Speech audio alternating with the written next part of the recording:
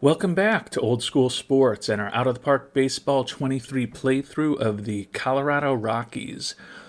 The 2050 to 2051 offseason begins today, and it's already been an eventful one for the Rockies. But before we get to that, just a recap of our second season as general manager of the team. We improved from 74 wins in our first season to 96 and 66 this year. Finished one game behind the Dodgers in the NL West. Unfortunately, we lost our wild card series 2-0 to the division rival San Francisco Giants. And the Pittsburgh Pirates, our former team who we were with for 11 seasons before departing for the Rockies 2 years ago, ended up winning the World Series championship. We also, right at the end of the season, honestly, earlier today, found out that we have a new owner in Colorado. Charlie Montfort, 90-year-old, has sold the team, and we have a new owner, Jose Williams. And Williams may be fun to work with because he has the best owner profile I have ever experienced in OOTP baseball. Lenient in his patience, generous in his fiscal personality, hands-off in his involvement. His priority is extreme winning, so he's going to give me all the resources necessary to win, and then our job is to win some games for him. And his generous fiscal personality was shown in a massive jump in our budget from $200 million to $260 million. So Mr. Williams is 60 years old. Coincidentally, he's out of Pittsburgh, PA, and he wants to win as soon as possible, and he's going to open his pocketbook to allow us to hopefully do that. So we've got a chance to make some big improvements to this team this offseason. First of all, we've thought about our salary arbitration situation. We've made offers to the majority of our players: Galindo, Colbert, Gutierrez, Rodis, Danny Ruiz, Rogelio Terrazas, Tony Padilla, and we've also got some new players to talk about. We've made an offer to Victor Fields, who is a new addition to our team, and we've yet to decide to make an offer to Omar Jones, who is also a new addition to our team. And we're still likely going to be looking to try to trade away Juan Gonzalez, who is our very one-dimensional outfielder, 29 years old, wrecked physically, led the team with 40 homers and 101 ribbies last year, but still was only a little bit above average offensively because all he does is hit home runs. Not that that's not an important skill, but with the young right fielder Perez being up in the majors now, I think we can potentially move on from Juan Gone number 2 and the $3.5 million we would have ended up paying him next season. So we'll look to deal him, but first let's look back at the deals that we have made earlier today. One minor trade was trading away minor league catcher Alex Ortiz, who had been up each of the past 2 years, but he was out of option years following this season, and we didn't want to necessarily be paying him a full major league contract, so we picked up a minor league third baseman, Hugo Hughes, who's just organizational depth, but better than getting nothing by just releasing Mr. Hughes. Made a more interesting trade. Some of you will remember from the start of this playthrough, Yeong Ha Kim, the South Korean young free agent that we signed, and he's a decent prospect. He hasn't made it out of rookie ball. Has a great personality, and he is a ground ball pitcher with better movement than anything else, potentially.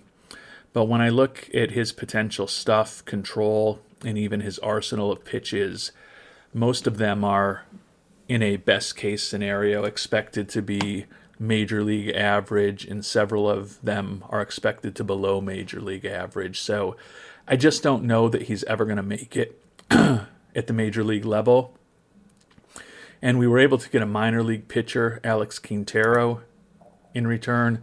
He's not as good as the guy we're giving away, although he does have a decent personality as a leader. But more importantly, we got 26-year-old left-hander Victor Fields, who's heading into his arbitration years, so we've made an offer to him. He's also an extreme ground ball pitcher, ground baller pitcher type, good work ethic and intelligence, a lot of movement on his pitches. His stuff and his control are only average, and you can see that his fastball and sinker are a little above average. His slider and changeup are pretty average. He has the stamina to start, and he did start last year and the last 3 years in Philadelphia pretty regularly. Our goal is really to use him as a left-handed reliever. I think that with that 80 movement and plus stuff against lefties, he could be pretty effective. If we have to use him as a spot starter, we can. But the thought was that even if Kim completely develops to the maximum that we think he can, he's not going to be as good as Fields is today, and there's a chance that he won't develop that much at all. There's obviously also a chance that he'll develop and magically become better than Fields, but I thought that was a good trade to get us another left-handed arm for the bullpen who could start for us in a pinch. And then the last one was getting Omar Jones from the Braves, and we basically didn't have to give up anything at all. AAA pitcher Zamita Vader, who's durable, hasn't pitched in the majors for us and probably never will. They traded away Omar Jones, who is a very good relief pitcher, fan favorite, ground ball pitcher, really good movement, and he's been very successful over the course of his career with a 1.48 ERA plus and an 81 FIP minus. The reason they were so willing to do that is that his arbitration number for this next season is expected to be over $21 million, and they didn't want to pay him that, and they wanted to get anything in return. So my hope when I brought him on board was that we weren't going to have to be paying him somewhere near that amount for next season. So I have already offered him a 5-year contract at $15 million a year, and then I came back and offered him a 4-year contract at $17 million a year. But you can see, although he's thankful we're considering him for a long-term deal, he really just wants a 1-year deal and then to be a free agent. So we've got to decide whether it's worth it to be paying over $20 million for a closer next year. Normally, I would say no, but we were a 96-team win this year. We're trying to get better, and we've just opened up a ton of money in our budget with what our new owner, Mr. Jose Williams, just gave us. So there's part of me that wants to keep him this year and then at the very least make a qualifying offer to him next year at this time to guarantee that we'll get some compensation back for him. If there was an incredible free agent class to be, I don't think that I would be as eager to potentially pay him over $20 million for next year. But there's really not. The hole we have to fill is at starting pitcher, or the biggest hole we have to fill. And you can see there's only 3-star pitchers available. We're scouting several of them, including our own Chase Crawford, who we've made an offer to come back. He's thinking about that offer right now. It was only about $2.5 million a year for 4 years, I believe. I can look at it when I go to the free agent page. But he was pretty effective in 5 starts for us.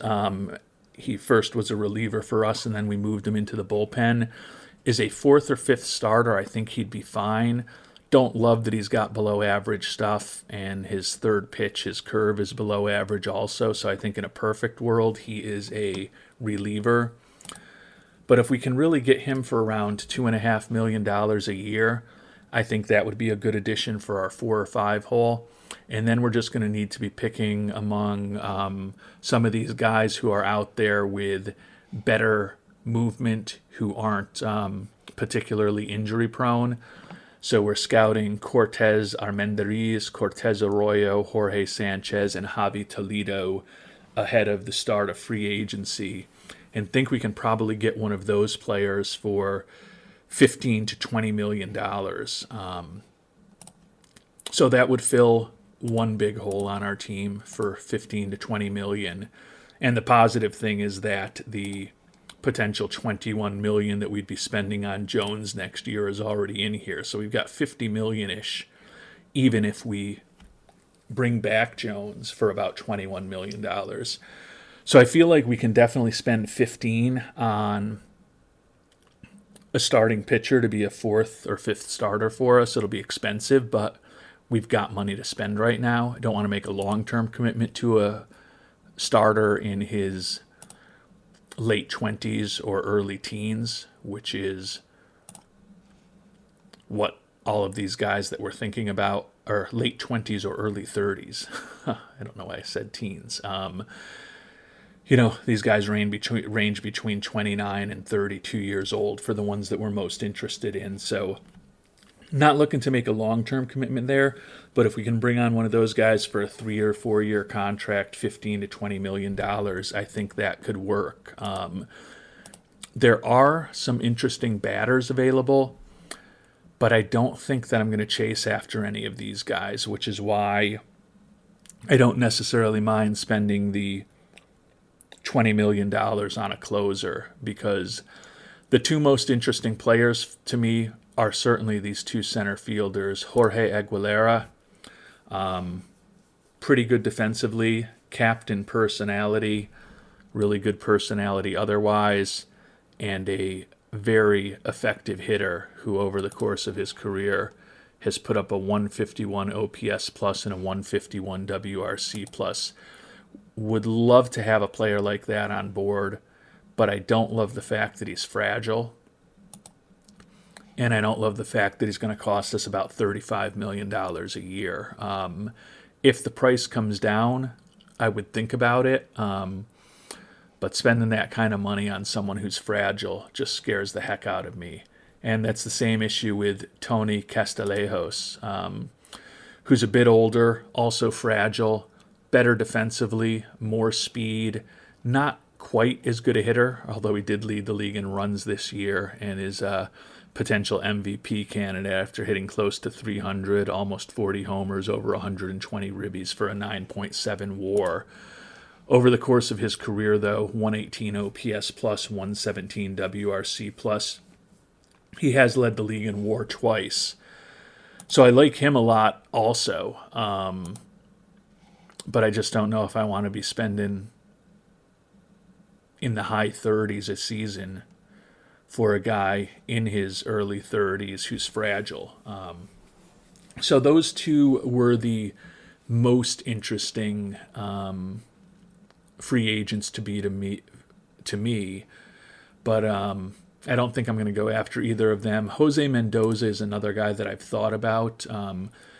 Very consistent, solid bat over the course of his career. 134 OPS plus, 133 WRC plus. Not the greatest defensive outfielder in the world, but you could certainly live with his defense given the type of offense he provides. He's a guy that I potentially would think about for about $25 million. We don't have a burning need for help in the outfield, but he would certainly be an upgrade at either left field or right field for us, most likely at left field, where we know that Nakahara is a wrecked player physically who's going to be lucky to give us 100 games. So perhaps moving Nakahara into more of a part-time role where he's playing once or twice a week in the field, and then an occasional pinch hitter in a clutch situation for us might be something that would work. But at most, we're going to go after one of these big budget players, and we're probably not going to want to pay full price for them. So my thought is we've got close to $50 million, even if we sign the reliever, and we've probably got somewhere in the neighborhood of $30 million, even if we sign a starting pitcher. So I feel like we can make a play potentially for one of those players if we want to. The other thing that we will likely be doing is opening up a little bit of cash that was supposed to go to Juan Gonzalez, because if I'm going to chase after one of those outfielders especially, we're definitely not going to need Juan Gone back next year. So I'm going to make an offer to Omar Jones, in out of principle, paying a closer the amount of money he's looking for bothers the heck out of me. But I think we can afford to do it for this upcoming season. It's going to make us a better team. I think he's going to be a better closer than what we had this past season. Even though I do like Calderon, I think that Jones is better than him, better in the clubhouse, and a better fit for our team with his excellent movement and his ground ball focus.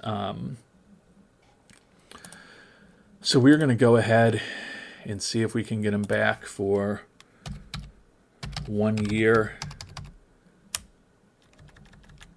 $20.15 million.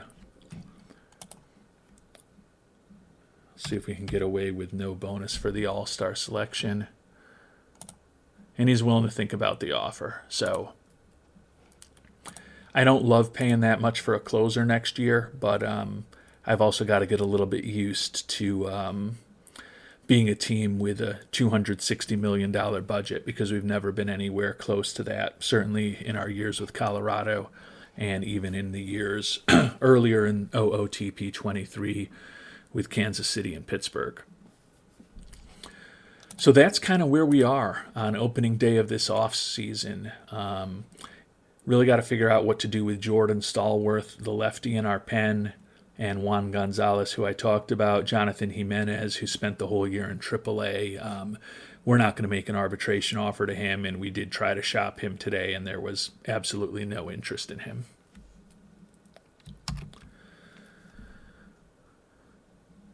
And this is unfortunate that Jesus Galindo, one of our arbitration-eligible players, says he's close to offended by our offer. So that is not great. He's a guy we brought over in the trade for Andres Eritzeri a little less than a year ago. His arbitration number is supposed to be $9.5 million. I think he was maybe looking for a longer deal. No. Forget exactly what we offered him. I wonder, I can't remember. Will I see it here? Yes, I will. We offered him $8.25 million. So, maybe that was a little bit low. Actually, his arbitration number must have gone up this past day, because he wouldn't have even thought about an $8.25 million offer, I don't think, if his arbitration number had been $9.5 million yesterday. So I think that could be part of the issue. But we will certainly offer him more money. Let's see if we can get him for $9.25 million next year. And he says that he's willing to think about that, so hopefully we will get him on board. Also, I've got some work to do with some of our coaches. If you looked carefully,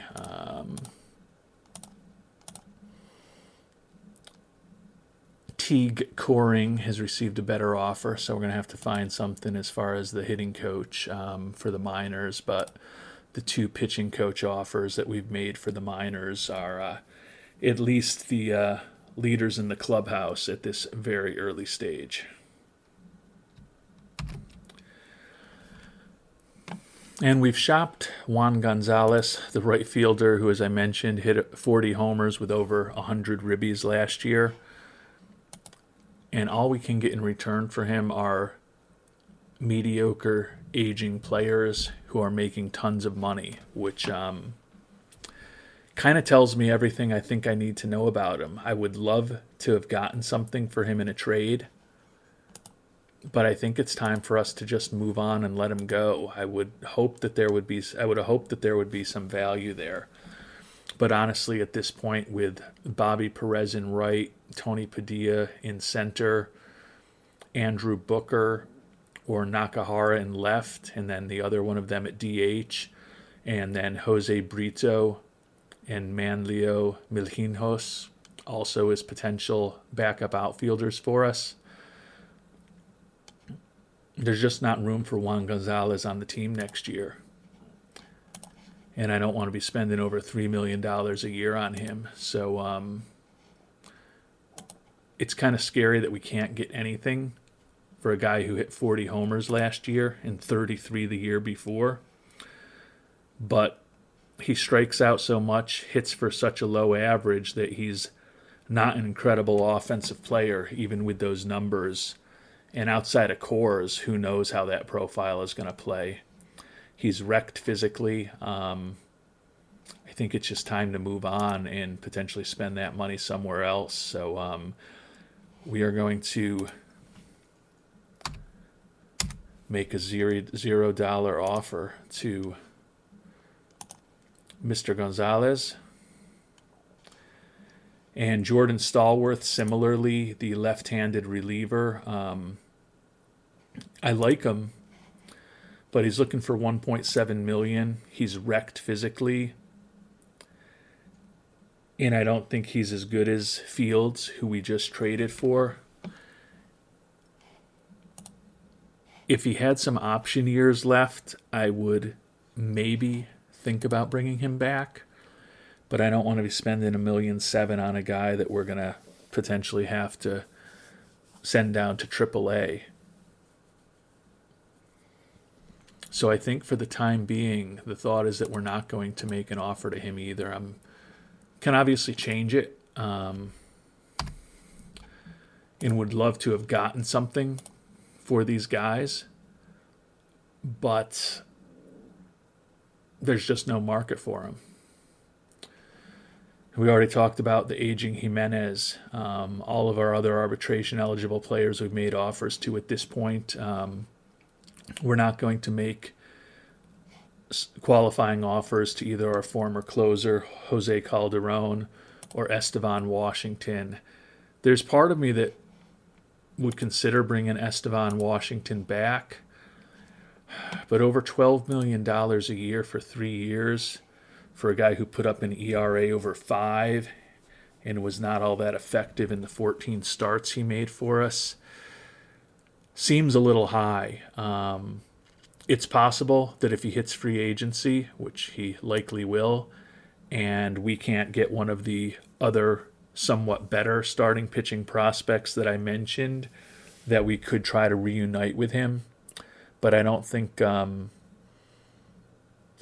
got a real incentive to make a big offer to him before he hits the open market. So I think at this point, let's start seeing what's going to happen with the arbitration offers that we've made to people. Still going to be working on my coaching staff and getting that straightened out. You can see that fan interest has taken a nice bump higher since the offseason began. That was really almost entirely driven by the acquisition of Omar Jones, who I mentioned, who is a fan favorite and extremely popular both nationally and locally. So we'll see if we can get him locked up and back with us next year, along with all those other offers that I've been talking about. And here, as we close in on the end of October, on Halloween Eve, here on October 30th, 2050, starting to get some of our minor league free agents and, more importantly, our arbitration-eligible major leaguers signed. Vinny Gutierrez will be back. The fans were happy with that. Victor Fields, who we made the trade for earlier, signed his arbitration deal, so it'll be nice to have him as a lefty on our team. Omar Jones signed that $20+ million deal. Fans very excited by that. A lot of money for next year, but we'll worry about the future after that. Tyrone Colbert will be back. Tony Padilla will be back after a really good year last year. Shortstop Rogelio Terrazas, got him signed also. You can see signing a bunch of minor league free agents as well. Danny Ruiz, our utility guy, is going to be back. Fans happy with that. Danny Rodas, hitting coach Ben Johnson, who was our hitting coach forever in Kansas City, as you can see. Looks like they finally let him go, and he's going to join us in the minor leagues in high A ball for us after a long career in Kansas City. So really glad to have him on board. So got pitching coach Melvin Nunez, and we're also doing some scouting on both our team as well as some as the potential free agents. So arbitration just at this point, wow, with all those deals, just waiting to hear back from Jesus Galindo at this point, and then also the offer that we made to Chase Crawford, and then it's just minor league free agents who we've made offers to that we haven't heard back from, but kind of getting through the arbitration process relatively early. We've still got a few days before any of the awards start being announced, and would think that we're going to have some contenders, certainly for Silver Sluggers at the very least, playing here in Colorado. And hopefully maybe some Gold Gloves, given that our focus was to really improve our defense this past year. And with all those signings, we've pushed fan interest up to a 91, so that's pretty positive. Right now, I think my plan is to keep ticket prices at the higher level that they were at the end of last season. Coming off a big year, we're hoping to make the team better this offseason. And, we were selling out, or certainly over 40,000 most games over the final two-thirds of the season. So I don't think I have to be too conservative as far as my ticket prices next year. And we've also got a owner now who's extremely generous in his fiscal personality, and his priority is winning rather than making money. So going to be interesting to see how I operate under that type of regime. Never have had a owner that's quite as generous as Mr. Williams before in this game.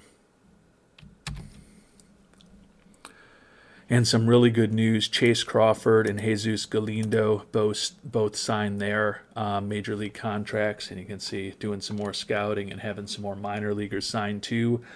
But Galindo and Crawford are potentially our third and fourth starters right now.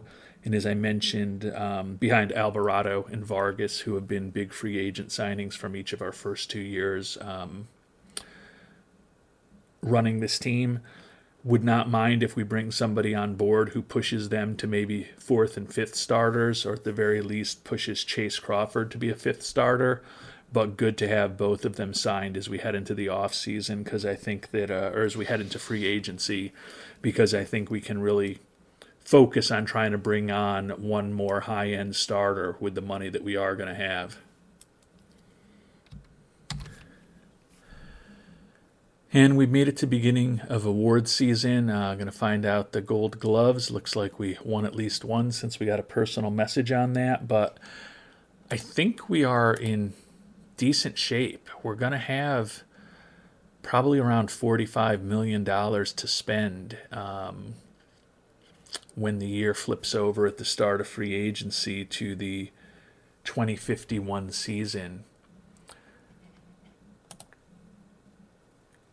And we've added Omar Jones. We've got his salary already on the books for next year. We added Victor Fields, who we talked about. We brought back Chase Crawford. We brought back Galindo. Brought back Colbert. Brought back Rodas and Gutierrez, among guys who were free agents. Our lineup, the one guy that we're going to lose is going to be Juan Gonzalez. But we feel that Bobby Perez is much better, much younger, much healthier. So we're not going to be going into any huge holes compared to this team this year that won 96 games. And we're going to have a ton of money to spend. As I mentioned, there's high quality position players available. I don't think we're going to go crazy because of the fragility of those two center fielders. And it looks like there's going to be some decent but not great starters out there. Spending 15, 17, 18, $20 million for a guy who's going to be a fourth or fifth starter for us certainly seems like a luxury. But with that kind of money to spend, as long as we're not making a long-term commitment, it's a luxury that we can actually afford. And we certainly may look to bump our scouting and development budgets up a little bit too with this newfound windfall from our very generous owner. But really looking forward to getting through award season and seeing who actually hits the free agent market. And speaking of award season, let's take a look at the Gold Gloves. Juan Castillo. That's kind of nice to see. I think Castillo's probably in his final year with us. Had been with us in Pittsburgh. Picked him up in a trade where Pittsburgh kept half of his contract. Going to be making a lot of money next year. Definitely not going to be picking up an $18 million team option for the year after that. But Castillo was a misplaced shortstop for us last year. We ended up making the acquisition to bring on Tarazis, and that allowed us to move Castillo to second base, and definitely were rewarded with the good defense that he provided there, winning the first Gold Glove of his career. And he was an all-star last year for us. So his career has flourished a bit here in Colorado, but offensively it was a pretty rough year for him. And as I said, we're almost certainly going to be moving on from him next year. And there certainly are scenarios where we could be moving on from him before this upcoming season as well.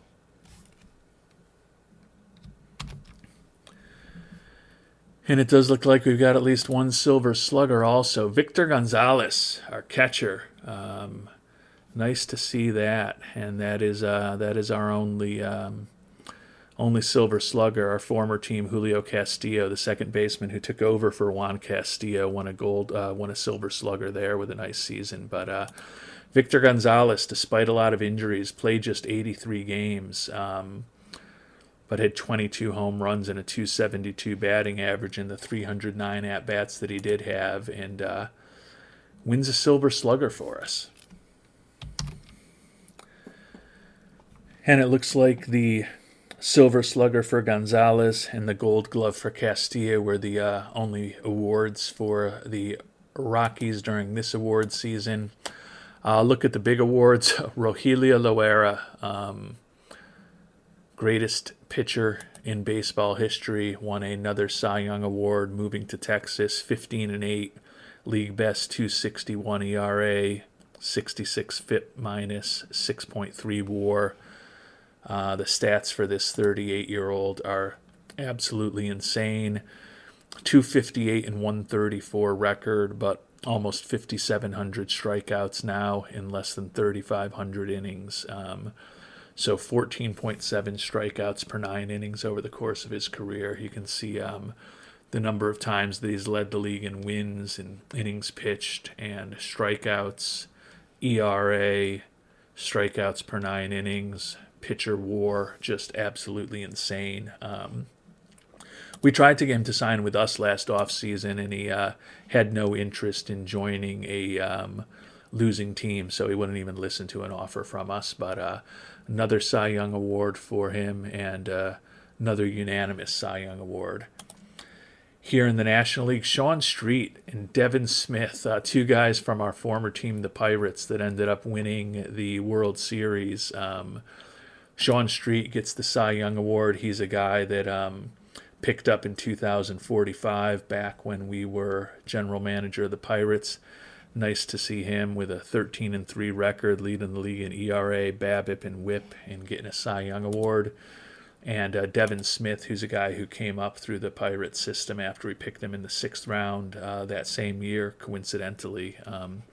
Finished second in the voting, leading the league with 225 strikeouts. So nice to see both of those guys do well. Also nice to see Arwan Vargas, even more importantly, led the league with 22 wins.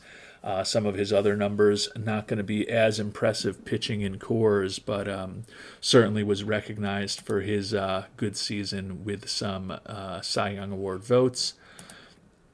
American League Most Valuable Player, Tony Castellanos. We mentioned he's a pending free agent. We thought he'd have a good chance at the MVP award, just looking at his statistics and his huge WAR, and certainly ended up being accurate on that. In the National League, Juan Rivas of the Braves. Big time year, led the league in runs, homers, ribbies, slugging, OPS, WRC plus. Also batted .312 with a 7.2 WAR. Doesn't look like he's the best defensive left fielder in the world, but when you hit like that, people are going to live with it. Tony Padilla, our center fielder, finished 6th in the MVP voting after a great year, 316, 33, 87. Good defense out in center field. Alex Ortega, the young third baseman, 290, 35, 98. Also got some MVP votes. And it was the two of them who got MVP votes for the Rockies. So we're going to be headed to salary arbitration. There's not really anyone going to arbitration for us because we're not making offers to Stallworth, Jimenez, or Juan Gonzalez. So not too much for us left to do except get through arbitration for the rest of the league and find out who's actually going to be a free agent this coming off season. And we've made it to the start of free agency. Let's see if there's any international free agents that we should spend a little time investigating. Doesn't look... Pulagu. If he would sign a minor league deal, I'd think about bringing him on board, but he's just organizational filler. Danny Jimenez, decent reliever out of Cuba. Looks like he's already signed with the Mets, even though it was just announced today. Ooh, Israel Ortiz. This guy could be interesting. 22-year-old reliever out of Cuba. Don't know much of anything about him, but he doesn't look bad. 22-year-old lefty. I'll offer him a minor league contract to at least get the discussion going. Li Ping Go. Not all that exciting. Tony Almeida, 33-year-old first baseman out of Cuba. Decent personality, got some home run pop. Also looking for over $16 million a year, though. Kian Jishu has signed with the Yankees already, so unfortunately he's not an option. And Manchu Shaw, 25-year-old switch hitting shortstop. Looking for $1.3 million. Don't know that we want to play him that, but we'll offer him a minor league contract and at least get the discussion going. Probably not going to be too much happening with those, not being very aggressive with minor league contracts for those two guys. But let's see who the big major league free agents are going to be. Our old buddy Andres Eretzeri back on the market. A couple of the pitchers that we had mentioned, notably Cortez Almendarez is out there. Looks like the center fielders Aguilera and Castillejos, coming off of an MVP season, are out there also. So should be some interesting players for us to think about on the free agent market. Mentioned Aguilera and Castillejos already, both looking for low 30s to mid 30s. Jose Mendoza, a guy that we would think about, looking for about $25 million. Ooh, and our money for free agents is even more than I expected. So that's really good to see with the arbitration eligible players that we did end up letting go. That helped. We also cut a few guys who were making the major league minimum, and we just didn't feel really had a spot in our future. So we've got money to spend when free agency begins. And if I've got money to spend, I'm going to spend it. I am going to, right now while I'm thinking about it, max out the scouting budget at $24 million, and development starts to hit diminishing returns at about $35 million, but we'll put 36 there. These would both be the biggest numbers we've ever invested into scouting and development here with the Rockies. Player development, we've rapidly improved the minor league system here. Got plenty of money in the draft budget and the international amateur free agent budget, and still tons of money for free agents. So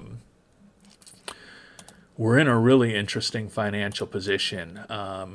May end up being more interested in the trade market and maybe taking on a proven player making a lot of money rather than hitting the free agent market.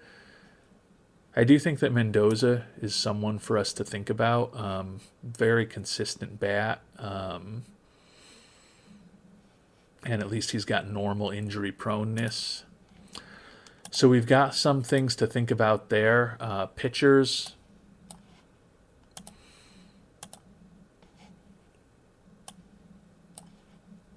Some big-time relievers out there, including our former closer Calderon, Jaden Bethel, who we've looked at in the past, Amir Brown if we wanted another reliever, Greg Gaylord, guy we know well from our time with the Pirates,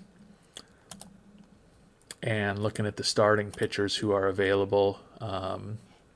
Mentioned our former pitcher Eritzeri. Cortez Arroyo, not looking for much money at all. What's up with that? Not a great personality, but at that kind of really low money for a ground ball pitcher, with pretty good movement.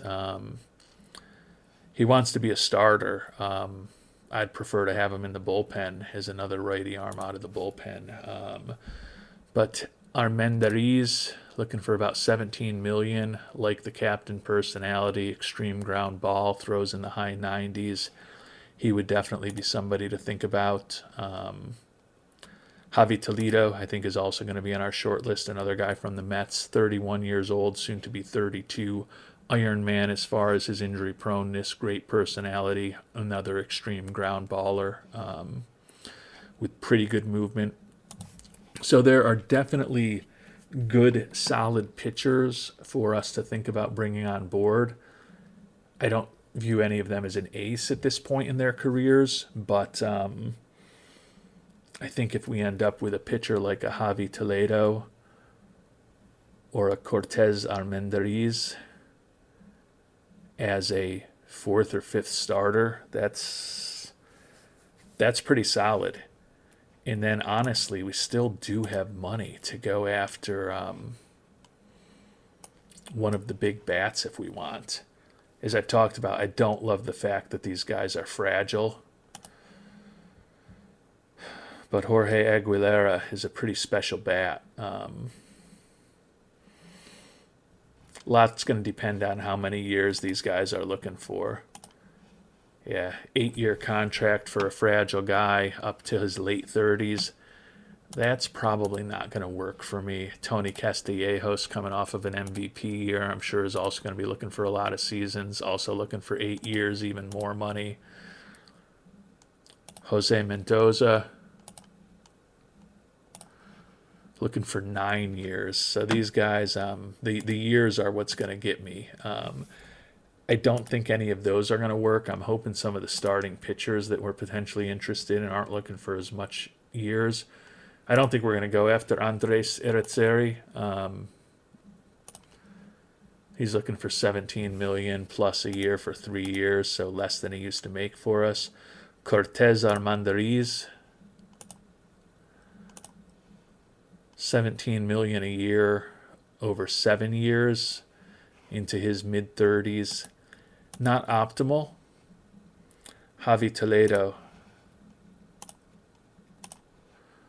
6 years but close to $20 million a year. So we can afford anybody out there. Honestly, we can afford probably any 2 players we want. So going to be some interesting decisions as we dig into free agency.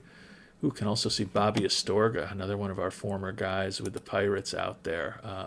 Doesn't quite have the movement or the pitching tendencies that we would want in Colorado, but good to see him getting paid, hopefully. And Tony Santana, former ace of our Pirates staff, who we let go several years ago, also back on the free agent market, but that movement, despite the fact that he's got a great personality, I don't think would play particularly well in Colorado either.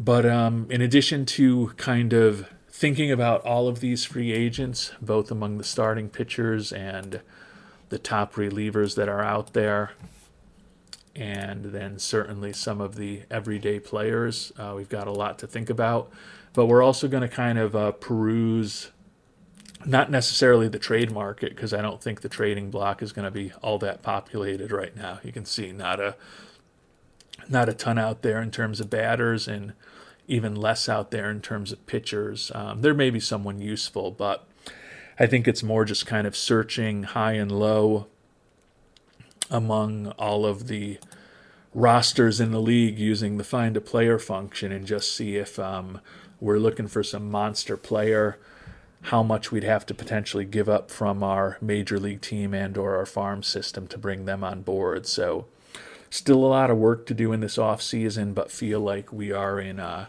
pretty nice shape coming out of arbitration, heading into free agency with a ton of money to spend in a roster that at the very worst is kind of the same as our 96 win team last year, and on the margin might already be better. So I think we're in a really good spot to hopefully continue trying to build a team that's going to be a contender for many seasons to come.